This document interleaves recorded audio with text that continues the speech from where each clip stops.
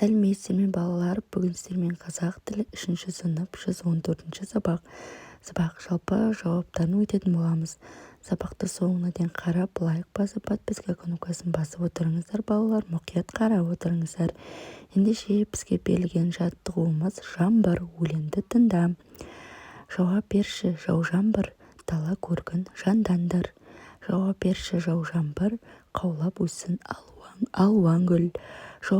Жауап берші, жау жаңбыр, әрбір тамшың тамған нұр, әрбір тамшың тамған дән, асып жатсын қамбанан. Бейсебай Кіріспайұлы. Енді астындағы сұрақтарға мұқият жауап береміз. Өлеңде не туралы айтылған? Жаңбыр жауғаннан кейін табиғатта қандай өзгерістер болады? Өлең мазмұнын әңгімеге айналдырып жаз делінген не балалар? Өлең астында сұрақтарға жауап. Өлеңде жаңбыр, оның пайдасы туралы айтылған.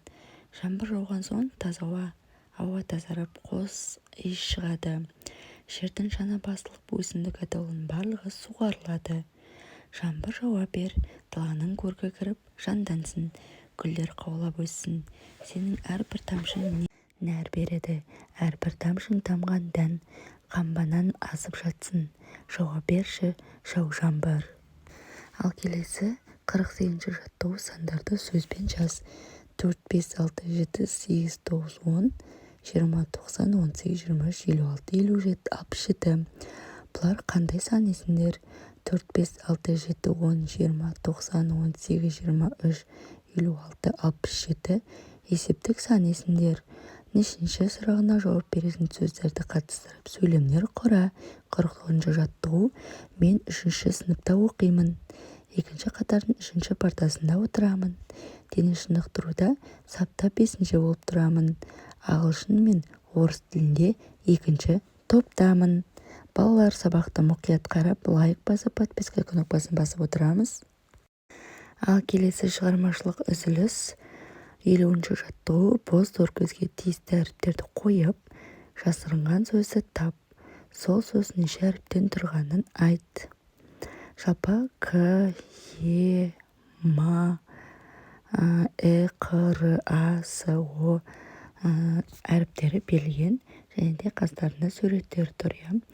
Бұл жерде бізде кемпір қозақ сөзі шығады балалар. Енді осы кемпір қозақ сөзін санаймыз. 1, 2, 3, 4, 5, 6, 7, 8, 9, 10, 11 сөзі, 11 әріптен тұрады екен, кемпір қозақ. Ал келесі 51-ші жаттығу. Ойлан тап. Балықшылар қатар отыр, қармақтарын салып отыр. Балықшы әшімған, ұстады 3 сазан.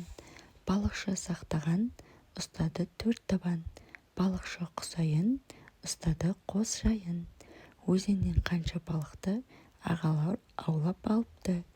Ақ желкен журналынан бұл жерде 91 балық ауланды. Ал балалар, осымен сабақ аяқталды. Келесі сабақта кездескенше сау болыңыздар балалар.